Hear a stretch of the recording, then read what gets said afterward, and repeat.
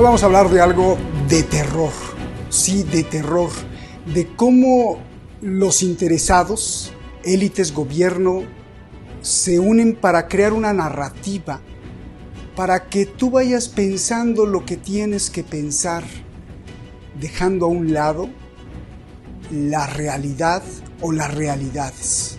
Y es de terror porque pasan los años y entonces después pues ya no alcanzas a ver lo que pasó o lo que podría haber pasado, porque ya te fabricaron y repites la fabricación. Y es de terror más aún cuando tratas de protestar, de alzar la voz, de decir yo pienso esto, y ahora además lo prohíben. Son misiles directamente a la conciencia, al cerebro, a la razón, al poder de discernimiento, a la libertad de pensar, que quizá sea lo más sagrado, porque desde ahí salen revoluciones, salen la misma evolución del pensamiento humano. Si copan eso, copan cualquier cosa. Y esto está sucediendo, imagínense. Soy Roberto de la Madrid y esto es Detrás de la Razón. Comenzamos.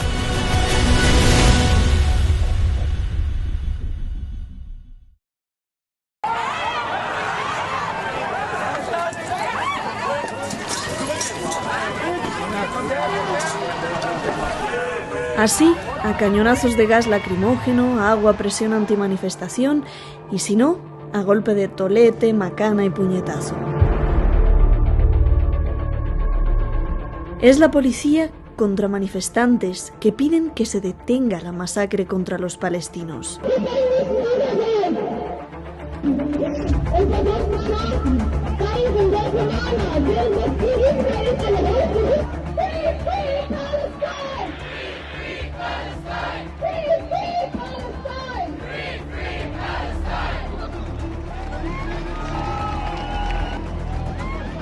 Alemania, donde tiraron el muro, donde supuestamente se ganó la libertad de expresar, vestir y pensar lo que uno quiera, es ahora el lugar donde pedir que no caigan misiles sobre los niños palestinos puede significar cárcel, sanción y golpizas.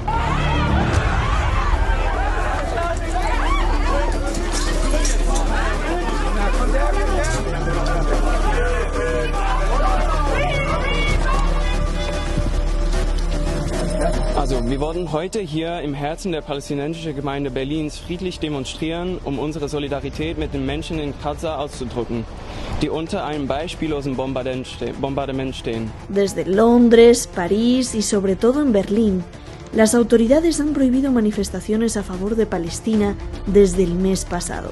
Clashes. Now this is obviously an assessment that the police, the authorities have to make. There have been similar demonstrations elsewhere in Germany that have been entirely peaceful. So it's also possibly a situation that is particular to Berlin, where the situation is particularly heated at the moment. El gobierno alemán argumenta peligro para la seguridad y el orden público.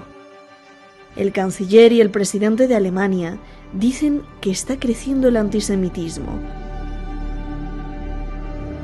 It was here in Berlin where one of history's darkest chapters, the Holocaust, was orchestrated. Hamas's terror attacks on... We say to our friends in Israel and to all Jews, you are not alone. We stand by your side in these terrible hours. Y que es inaceptable que ese odio florezca en el país que perpetró el Holocausto.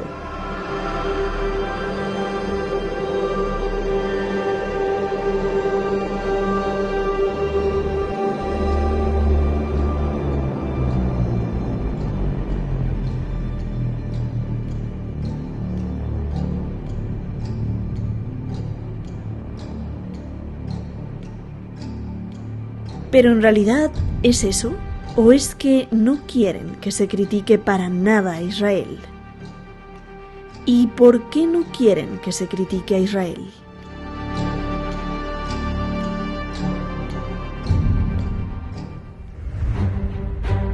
Muchísimas gracias al equipo detrás de La Razón, muchísimas gracias a ti que nos ves en cualquier parte del mundo, a ustedes que nos ven en cualquier parte del mundo, sobre todo en estas últimas semanas en donde YouTube pues nos ha censurado prácticamente todos, ya sea porque lo limitan, porque lo quitan, porque lo restringen o porque nos amenazan con quitarnos el canal si seguimos diciendo o violando sus supuestas políticas en las redes sociales, sobre todo en estas 3 o 4 semanas. ¿Por qué? Porque pues hemos denunciado todo lo que está pasando en Gaza, en la franja de Gaza, entre la guerra Israel-Hamás. Y bueno, pues aquí seguimos y eso se los agradecemos a ustedes porque se han quejado, porque seguimos tratando de publicar, de llevar pues diferentes elementos, no para imponer lo que nosotros creamos, sino para que ustedes decidan con todos los elementos. Hoy está con nosotros y es una gran clase que vamos a tener. Está con nosotros Julio Roldán, doctor Julio Roldán. Él es doctor en filosofía y él es de la Universidad de Bremen en Alemania, investigador en sociología, en historia, en filosofía, sociólogo, profesor, a quien respetamos mucho y escuchamos con mucha atención.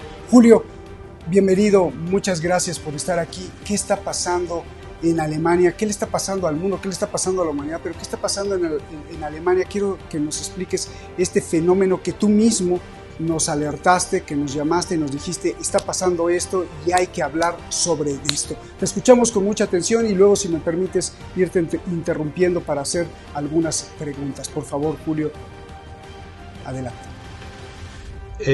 Buenas tardes y nuevamente gracias por la oportunidad para poder hacer llegar algunos puntos de vista que no necesariamente son parte de todo este andamiaje que tú hablas, en cuanto a que prácticamente hay una narrativa en torno a la problemática que estamos viviendo, especialmente en esa relación Palestina e Israel, y prácticamente se trata de imponer un pensamiento direccional monolítico y que los seres humanos, los académicos, los intelectuales, tenemos que sujetarnos a esas reglas. Y si uno no se sujeta a esas reglas, prácticamente queda fuera del contexto y no tienes hacia dónde llegar, sencillamente te niegan la oportunidad de decir algo. En segundo lugar, y antes de entrar a las preguntas que seguramente tú vas a plantear, quisiera yo plantear, Roberto, 3 cosas que nos permitan abrir el debate. En primer lugar, yo estoy totalmente alejado filosófica, política e ideológicamente de Hamás, pero a la vez y en la misma proporción también estoy alejado desde el punto de vista filosófico, ideológico y político del Estado de Israel, en otras palabras, del sionismo. Que quede bien claro esta premisa, que por razones fundamentalmente filosóficas, yo soy un hijo de la razón, un hijo del Aufklärung, del iluminismo, y por lo tanto no acepto en mi discurrir, en mi análisis, ningún tipo de influencia mítico-religiosa, y me centraré o intentaré tratar todo en base al uso de la razón, y eso implica llegar al nivel de la ciencia y poder entender qué es lo que sucede, no solo en general, sino en casos particulares del tema que hoy nos ocupa. En segundo lugar, recordemos, y esto sería cuestión que nosotros desarrollemos posteriormente, ha habido un antijudaísmo histórico, especialmente en Europa, en América, en nuestra América no, en India, en China no, en Europa, que tendríamos que dar una explicación por qué. Es decir, tenemos muy brevemente, el primero fue de carácter eminentemente religioso, el segundo tiene un carácter, diríamos ya étnico, casi biológico, y el tercer nivel ya tiene un carácter más económico. Pero esto duró más o menos hasta la Segunda Guerra Mundial. Luego lo podríamos desarrollar. Y en tercer lugar, y esto es lo más importante que noto en estos últimos tiempos, estoy hablando de tiempos en general, pero en estas últimas 3 o 4 semanas, hay muchas opiniones sobre este tema, que unos le llaman guerra, otros le llaman conflicto. pero no ponen el acento en el aspecto económico. Es decir, ¿qué papel juega el desarrollo del capital en su etapa imperialista en estos fines de 1800, principios del 900, y cómo se expande a otras partes del mundo, teniendo en cuenta lo siguiente? Se crean los estados-naciones para aglutinarse y defenderse más. Es por eso que en el año 1885 las 8 potencias europeas se reúnen en Berlín y con regla y escuadra se dividieron África. 35 años después, los ingleses y los franceses hicieron lo mismo con el Medio Oriente. ¿Pero qué tiene que ver esto? Tiene que ver con el desarrollo, la ampliación del desarrollo del capital, del imperialismo, y en ese proceso es cuando se encuentran con el sionismo que tendríamos que desarrollar, por lo menos en términos más o menos generales, para poder comprender este fenómeno. Y termino planteándote que, sencillamente, Israel, como Estado, es un proyecto europeo del gran capital europeo, que tuvo la oportunidad, el momento preciso, después de la Segunda Guerra Mundial y todo lo que significó el Holocausto, para asentarse en esa zona, que se dijo que los judíos eran, con este argumento, que los judíos eran un pueblo sin tierra y que Palestina era una tierra sin pueblo. Por lo tanto, juntemos a este pueblo con esta tierra. Hechos esa aclaración, esos 3 puntos, ahora pasaríamos a ver qué es lo que mayormente a ti te interesa o interesa a los escuchas de tu programa, Roberto.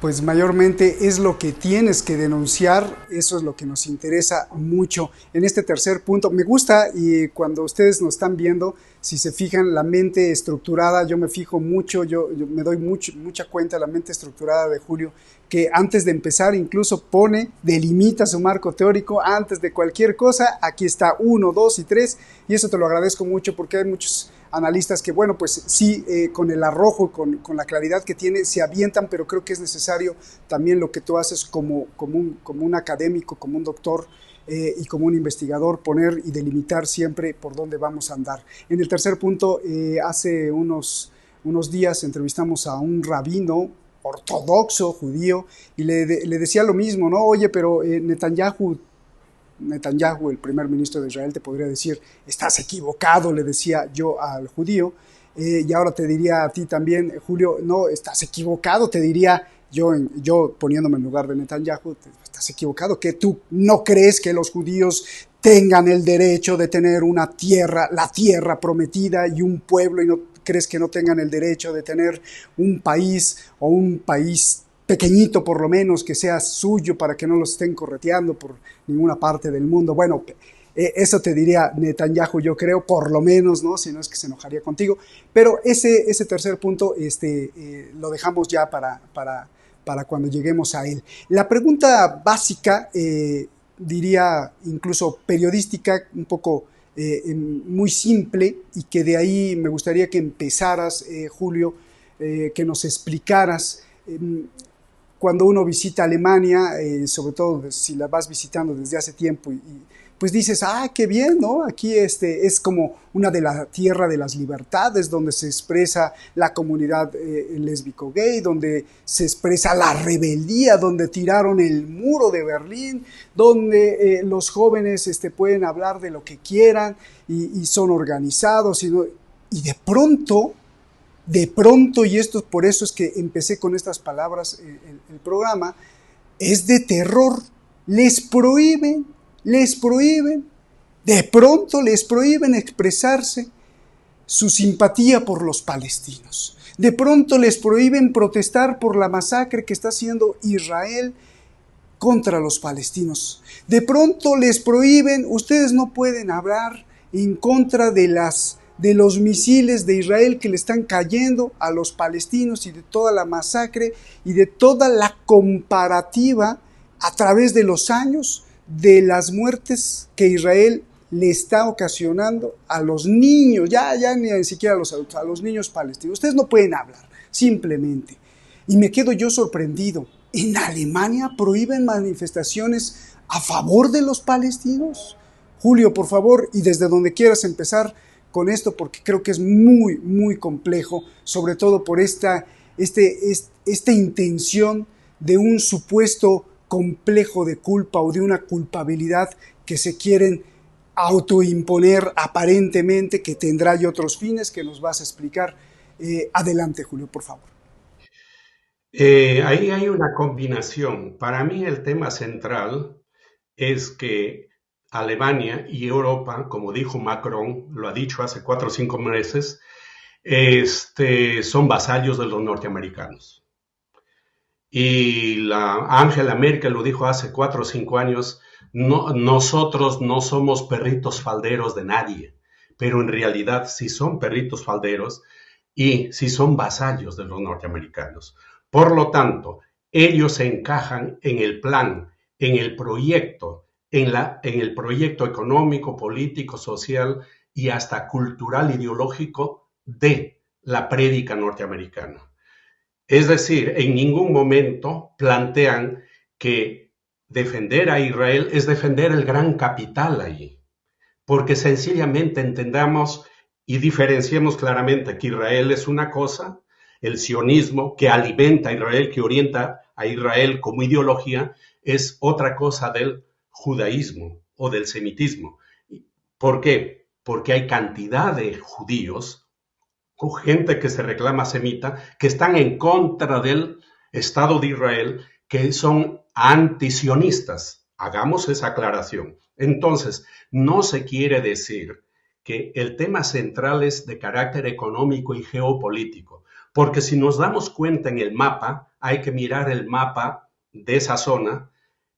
Ese es un punto donde se encuentran 2 continentes y además de eso, ahí existe el mar Mediterráneo que conecta a 3 continentes. Esa es una zona clave, importante, que los ingleses se dieron cuenta hace 120 años atrás. Es por eso que cuando cae el Imperio Otomano, ellos inmediatamente toman posesión de esa zona. En ningún momento se habla de esto, no se quiere decir esto, de ese proyecto, de ese enclave. Es por eso que esa zona, ese país que es hechura del colonialismo, hechura del imperialismo y además de eso racista, porque si tú te das cuenta, todos los dirigentes mayores de Israel desde que se fundó como país en 1948 son blancos. Esos hay que tener en cuenta cómo se da ese enjambre. Hecho esa aclaración, se tiene que conocer el otro aspecto que siempre se recurre. En Europa se dice que si tú criticas a Israel, tú eres antisemita. Si tú criticas a Israel, tú eres antijudío. ¿Y cómo explicamos que haya muchos que se consideran semitas, muchos o millones de gente que se reclaman y se presentan o se autotitulan como judíos y critican al Estado de Israel desde su fundación? Incluso critican y duramente al sionismo como ideología. Pero, ¿qué es lo que sucede? Esa prédica se continúa en toda Europa y especialmente en Alemania, pero lo revisten de un ropaje moral, que dicen, nosotros hemos sido los culpables para el Holocausto. Nosotros hemos hecho en toda la Segunda Guerra Mundial ese genocidio en contra del pueblo judío. Por lo tanto, estamos obligados moralmente a no criticarles, a defenderles y darles prácticamente carta blanca para que hagan lo que mejor les parezca en esa zona, especialmente contra los palestinos. Y además de eso, esa prédica en todo momento tratan de introducir en la mente y en el alma del común del alemán. Pero ¿qué es lo que sucede? La primera generación de la guerra, la segunda generación de la guerra todavía trabaja con esas normas, con esos parámetros, con esa idea del complejo de culpa. Pero sucede que en las últimas 2 generaciones ya no. ¿Por qué? Porque sencillamente dicen, nosotros no tuvimos nada que ver con esa guerra. En segundo lugar, hay un esclarecimiento qué intereses hubo detrás de esa guerra, porque fue toda Europa quien apoyó al nacionalsocialismo. Por eso está el Pacto de Múnich del año 1948 entre Italia, Francia y Inglaterra en contra de la Unión Soviética, que muy poco se habla, muy poco se dice. En tercer lugar, hay la segunda y la tercera generación en Alemania donde esta prédica ya no pega, ya no tiene mucho efecto, porque son hijos de familias mixtas. Y en cuarto lugar, hay una buena cantidad de hijos de migrantes de distintas zonas del mundo, inclusive árabes, turcos, latinoamericanos, que ya no se sienten como parte de esa culpa colectiva en contra de lo que hicieron los nazis o el nacionalsocialismo. Es por eso que no pega tanto. Ellos saben perfectamente que esa prédica, que ese discurso oficial, que es monolítico en todo lo que es en el plano oficial, ya sea medios de comunicación, universidades, escuelas, clubs, donde uno se encuentre, la prédica oficial es protestar en contra de Israel, es ser terrorista. No puedes decir, mira lo que pasa en Palestina, tú eres antijudío o eres antisemita, es decir, una calificación binaria, elemental y hasta burda. Pero como repito, en buenos sectores de la población ya no cala. Es por eso que prohíben, porque si no, ¿por qué tendrían que prohibir? Prohíben porque se dan cuenta que hay una efervescencia, por lo menos un deseo de decir no a lo que está pasando en el Medio Oriente, concretamente en la situación en la Franja de Gaza. Entonces prohíben y además de eso comienzan a desviar la atención, pero principalmente llevando a cabo esta prédica del complejo de culpa. Pero como repito, a pesar de las prohibiciones, han salido en muchas zonas, muchas ciudades de Alemania a protestar, pero esto está prohibido hasta el momento. Todavía no han levantado ningún cargo para decir qué es lo que tienen que hacer con esta gente que protesta en contra de Israel, en contra de la acción de Israel en la Franja de Gaza. A ver, déjame recapitular, un poco hacer la réplica. Julio, es decir, porque ahí veo de pronto escenas del canciller alemán que en un templete público atrás tiene la bandera de Israel y dice Alemania con Israel. Es decir, están utilizando desde hace mucho tiempo que como Alemania masacró a los judíos en el Holocausto con el nazismo, entonces Alemania hasta la fecha está comprometida con respetar, y no solo respetar, sino apoyar a Israel totalmente. Todo lo que haga, sea si masacra, si tiene bombas nucleares, lo que sea, pero hay que apoyar con todo. Entonces, la pregunta es, ¿por qué le conviene eso a las autoridades? ¿Porque son muy éticos, porque son muy responsables moral e históricamente, o porque hay otro interés? Eso me gustaría que lo dejaras bien clarito. Si es que de verdad se lo creen y dicen, sí, pobres de los judíos, nuestros abuelos los metían a los campos de concentración y entonces yo me siento obligado. ¿Realmente se lo creen o es por otra cosa, Julio? ¿Y cuál es esa otra cosa? Y me gustaría que lo apuntaras bien. El tema central es económico y geopolítico. A ver. Nuevamente repito, miremos en la ubicación geográfica de lo que hoy es Israel, es decir, antes Palestina. Esto está ubicado en un lugar donde se encuentran 2 continentes.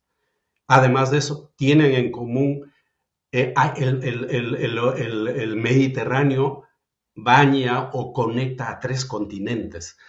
Tener una base, tener un país satélite, un enclave en esa zona, se controla toda esa zona y se controla todo lo que es el mundo árabe. Esto ya lo vieron los ingleses hace 150 años atrás. Es por eso que ellos comenzaron con esta acción de traer colonos de distintas partes de Europa a Palestina. Claro, como ellos en la Segunda Guerra Mundial salieron mal parados, y quien tome el control va a ser Estados Unidos. Por lo tanto, para Estados Unidos es una acción de vida o muerte el tener influencia y controlar Israel. ¿Por qué? Porque ese es algo así como su portaaviones en la zona. Si nosotros vemos el fenómeno en términos más amplios, nos vamos a dar cuenta que ese es el lugar que le permite controlar todo el Medio Oriente, y particularmente hay problemas con Irán que podríamos después tratar, porque ahí hay un tema, diríamos, relativamente problemático con Irán, pero a la vez, esta es parte de la lucha por el control del mundo, y hemos hablado varias veces que Estados Unidos, Europa, Occidente, como llaman, están en una etapa de decadencia. Y ellos ven perfectamente que otras fuerzas, especialmente China, con sus aliados dentro de ellos Irán, y con el BRICS también Saudi Arabia, pueden avanzar y controlar esa zona. Entonces, para ellos es un hecho de vida o muerte de carácter económico. Además de eso, tiene que ver con el problema del petróleo y otros productos, pero sobre todo geopolítico. Ese es el tema central, fundamental, que lo revisten con un manto moral. Decir, bueno, tenemos el complejo de culpa, que nosotros tenemos que resarcir y defender, lo dijo Scholz allá en Tel Aviv, creo que te refieres a eso, lo dijo, para nosotros, para Alemania, Israel es una cuestión de Estado. Es decir, si lo atacan a Israel, nos están atacando a nosotros también. Nosotros somos Israel y tenemos que defender a como dé lugar. ¿Por qué? Porque supuestamente los terroristas de Hamas, porque solo lo reducen a Hamas, no hablan de Palestina, quieren destruir Israel y quieren destruir a todos los judíos. Esa es lo que se dice un alibi, esa es una trampa ideológica para cohesionar internamente a la población y particularmente acá en Alemania, ya que han venido trabajando con esa prédica de que nosotros los malos y los judíos han sido los buenos. Y les hemos tratado mal. Ahora, ¿qué ha pasado? Los que eran malos, los que eran buenos, las víctimas, ahora son los victimarios, porque lo mismo que hicieron especialmente los europeos y el nacionalsocialismo en contra de los judíos, especialmente en la Segunda Guerra Mundial, y no solo en eso, antes también, hoy les han dado carta blanca para que hagan. No podría decir el 100% igual, pero un 80 o 90% hasta la prédica es la misma. Solo termino para con los palestinos. Solo te digo algo, por ejemplo. En el tiempo del nacionalsocialismo, y eso podemos ver los que vivimos en Alemania cuando aparece en algún momento la propaganda, les tratan a los judíos de ratas y cucarachas, de animales, de insectos, que vamos a terminar con esas ratas y esas cucarachas. ¿Qué dijo el ministro de Defensa de Israel? He ordenado entrar a la Franja de Gaza, vamos a cortar el agua, la luz, los alimentos y la electricidad, porque estamos peleando contra animales. ¿Qué significa esto? Significa que primero al enemigo, al enemigo, tienes que deshumanizarlo. Tienes que diabolizarlo. Y después de diabolizarlo y deshumanizarlo, has ablandado a la opinión pública, sencillamente lo matas. ¿Por qué? Porque es un animal. Porque es decían los nazis, son ratas y cucarachas. Y acá la prédica de los teóricos de Israel dicen que son animales. ¿Y al animal qué se le hace? Cuando el animal te ataca, la respuesta es matarlo. Y así ablandan a la opinión pública. Y he visto alguna información que sale del mismo Israel. Claro, esto no es oficial. Lo que voy a decir ahorita no es oficial. Pero hay en la prédica, en los medios de comunicación, algunos sectores, porque también ellos están divididos. Hay muchos sectores en Israel que no son sionistas. Incluso hubo el sábado una movilización gigantesca protestando en contra de la política sionista, en contra de Netanyahu. ¿Qué dice esta prédica? Dice, no se metan con nosotros. Nosotros les vamos a aplastar a los de Gaza, a los que lo hacen propaganda, a los de Gaza, a todos los que hablan mal contra nosotros. ¿Y por qué? ¿Por qué les vamos a aplastar? Porque Dios está con nosotros. Nosotros somos el pueblo elegido. Esa es la prédica de ciertos sectores.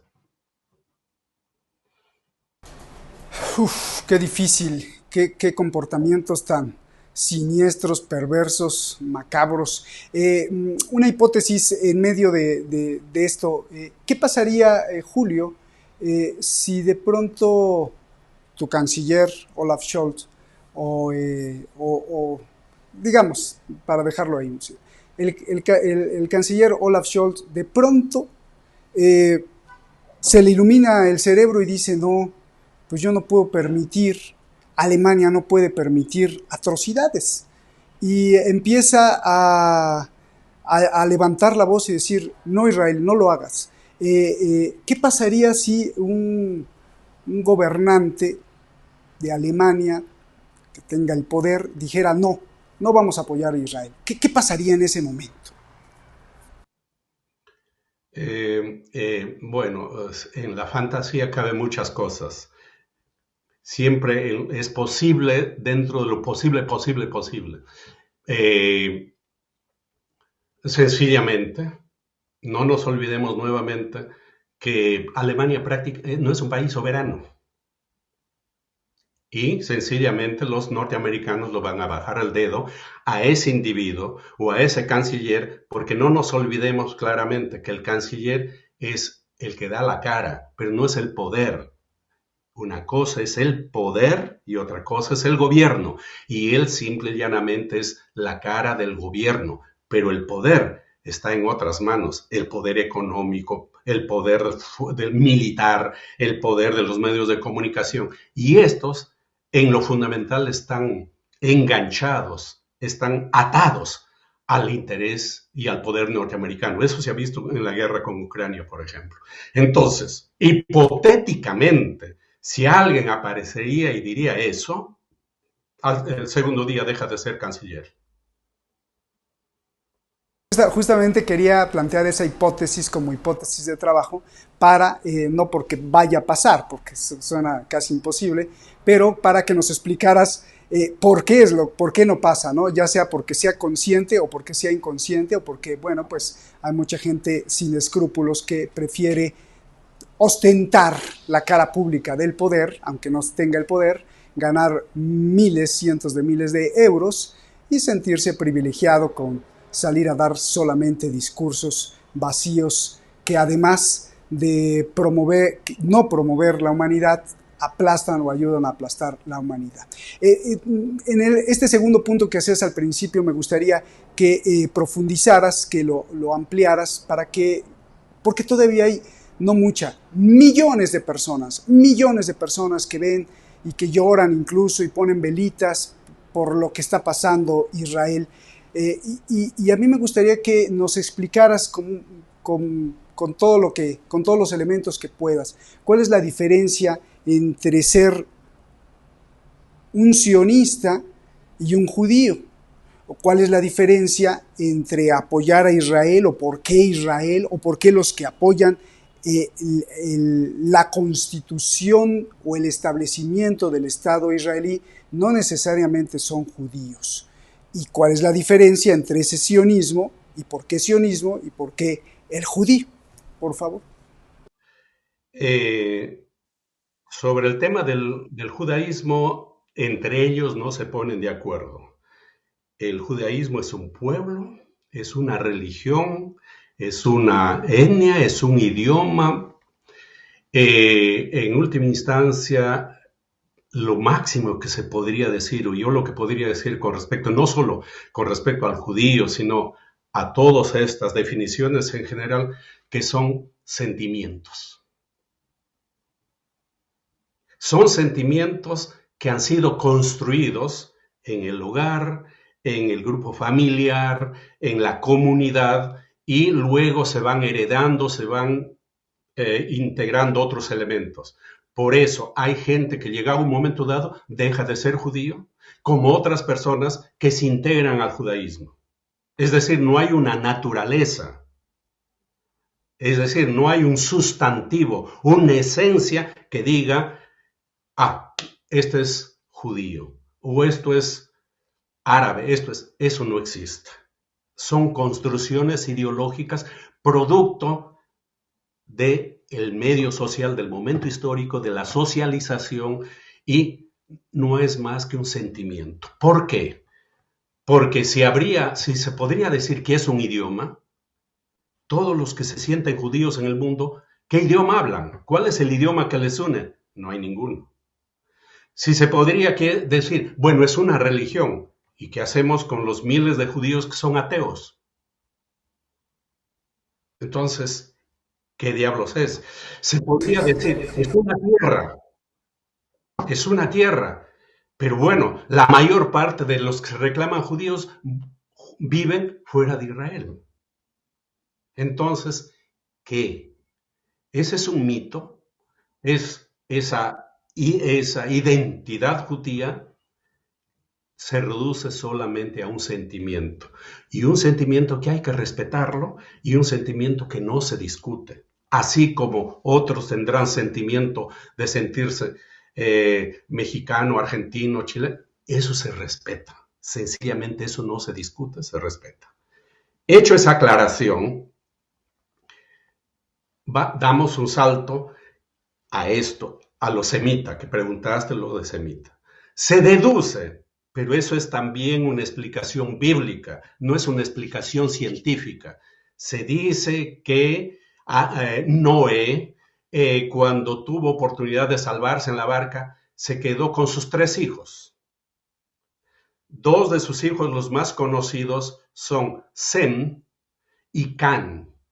Sem sería el padre de los semitas y Can el padre de los cananitas. Por lo tanto, semitas serían todo el mundo árabe, de esa zona del mundo árabe. Luego hay un hijo, Yaseb creo que se llama, que sería el padre o de quien descienden los blancos.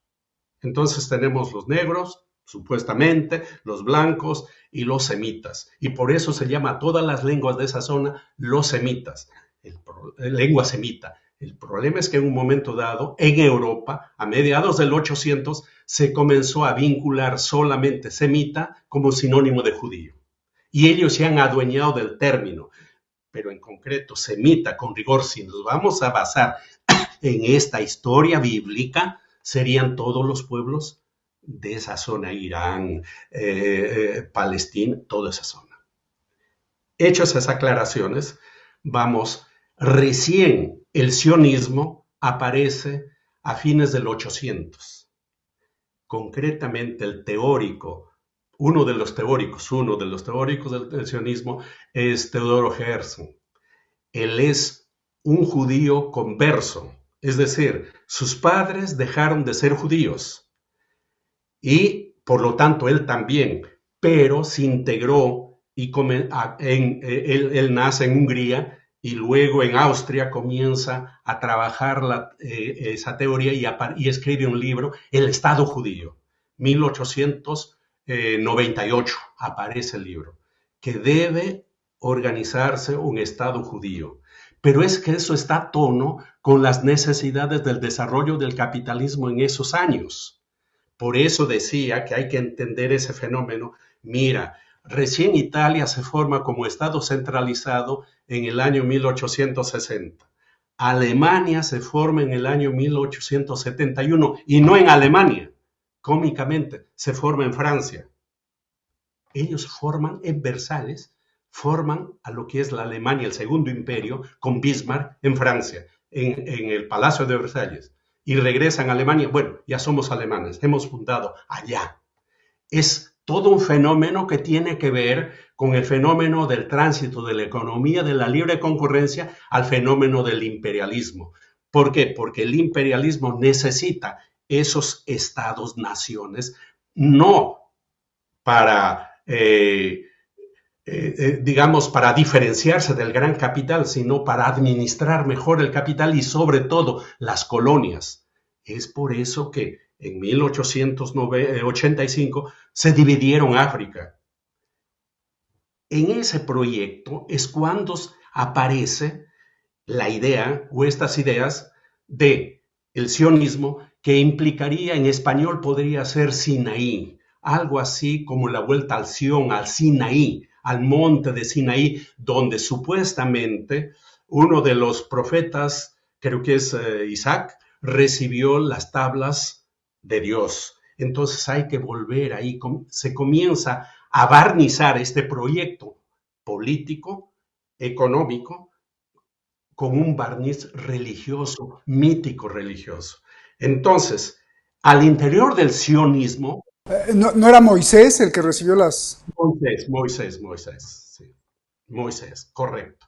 Entonces, hay muchos judíos que se reclaman judíos por cultura o por simpatía, y comienzan a formar grupos. Uno de los grupos es esto del sionismo, y el otro grupo es el que se forma ya en la zona, especialmente de Rusia, el Bund, es decir, la Liga, que tenían una orientación más o menos socialista, marxista, porque había un empate, había un encuentro. Nosotros los judíos no tenemos patria, que dice el marxismo, proletarios del mundo unidos. El proletariado no tiene patria. Es decir, hay muchos encuentros y hay muchos teóricos intelectuales que se reclaman judíos, universalistas, socialistas, comunistas, que comienzan a organizarse, y en muchos partidos comunistas en ese tiempo, o protocomunistas, hay muchos judíos que se reclaman judíos por esta prédica. Pero al interior del sionismo, de este movimiento que se funda a fines del siglo XVIII en Basilea, en Suiza, hay varias tendencias, 3 o 4 tendencias, y la que va a predominar va a ser la tendencia que empata perfectamente con el desarrollo del capitalismo, del imperialismo, que hay que volver a la zona, y vuelven a esa zona lentamente, pero es un plan, es un proyecto especialmente de los ingleses. Y ellos son los que orientan al Estado de Israel en ese momento, y son los que orientan al Estado de Israel actualmente. Es por eso que muchos judíos en el mundo y en mismo Israel no se sienten identificados ni defienden el sionismo. Es como decir, en Alemania existe el nacionalsocialismo, una ideología, una política.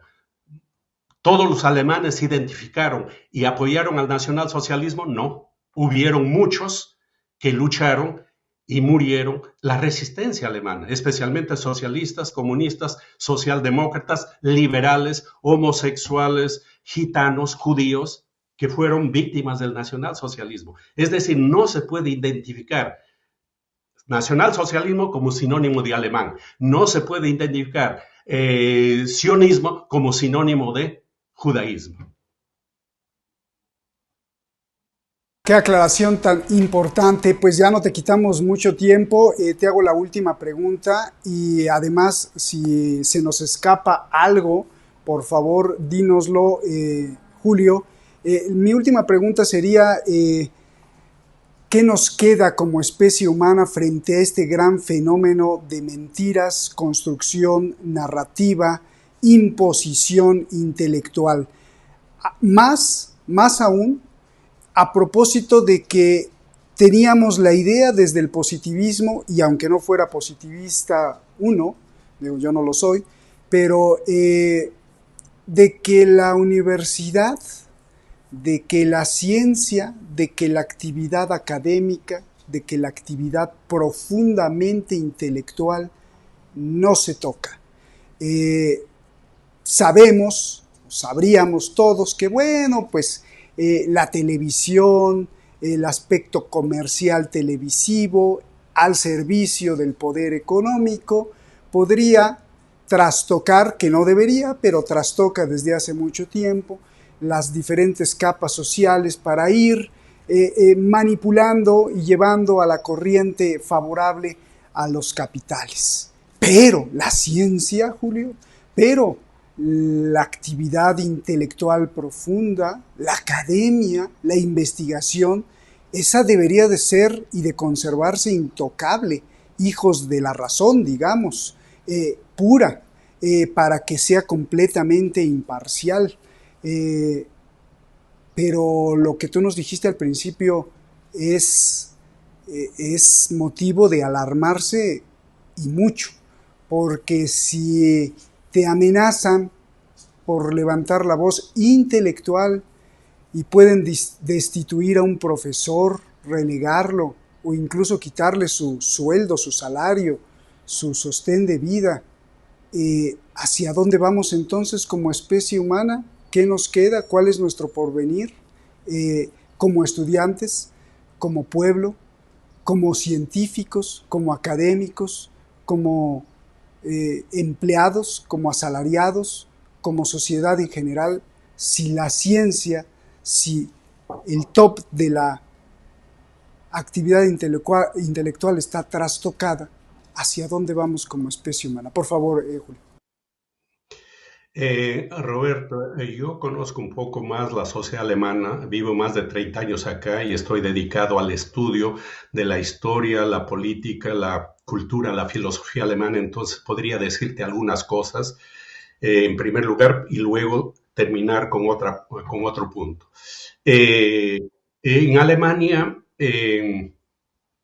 especialmente en los últimos 250 años, ha sido una constante que grandes intelectuales se han comprometido políticamente en favor de las mayorías. ¿Y cuál ha sido la respuesta del Estado? Estamos hablando incluso desde el tiempo de Prusia, con mayor razón. Ha sido el exilio, la cárcel, la muerte o el exilio.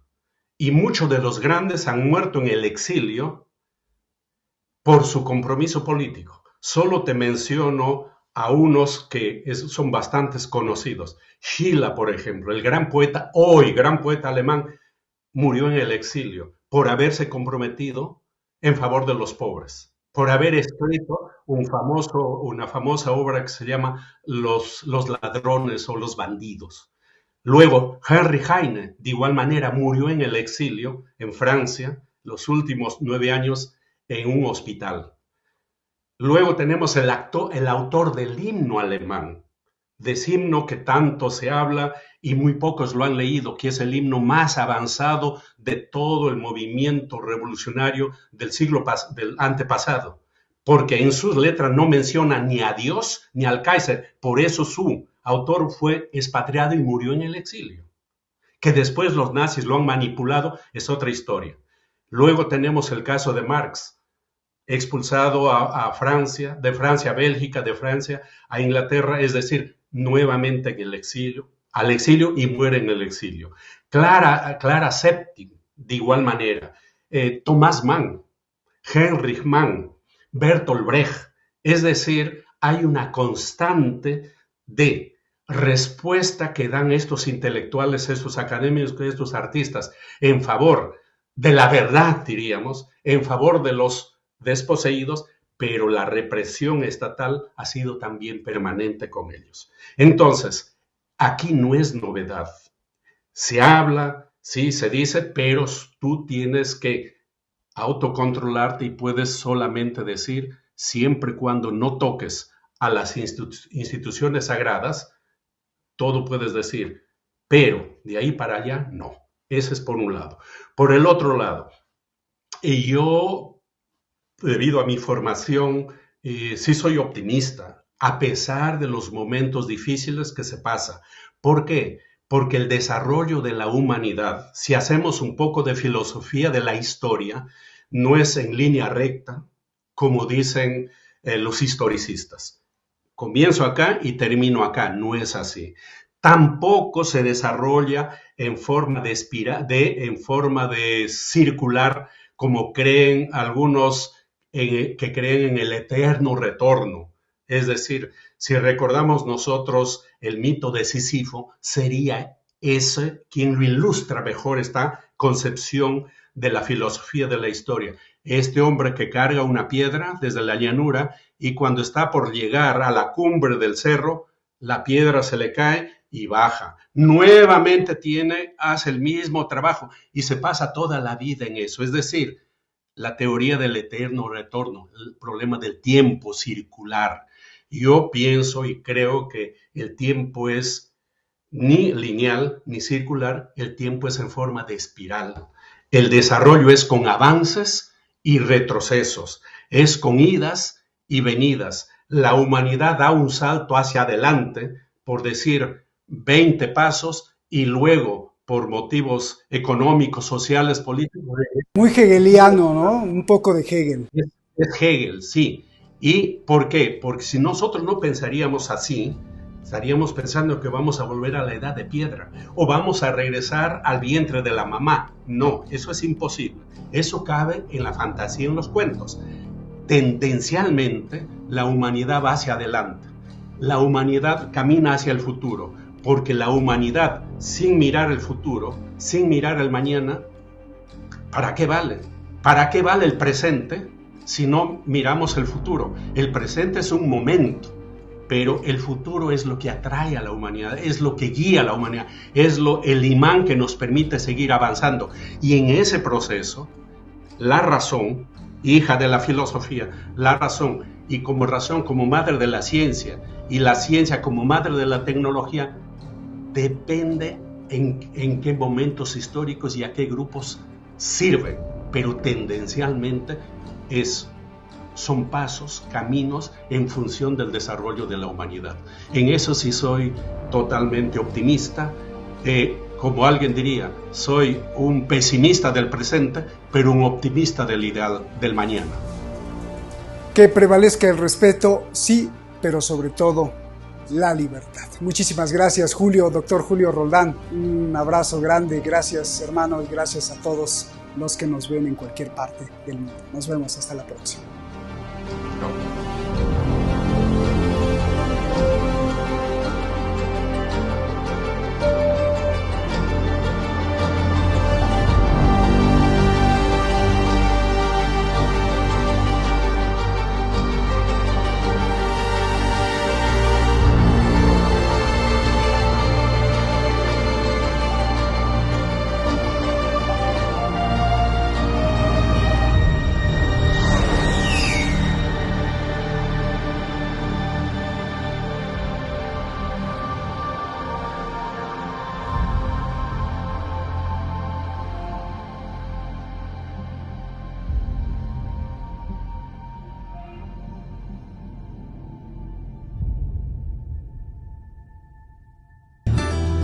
Pedirle, como todos los canales lo hacen y que gracias a eso podemos existir y llevar la información, que haga algo muy sencillo. Solo píquele ahí y suscríbase, toque la campanita para que este espacio de libertad continúe.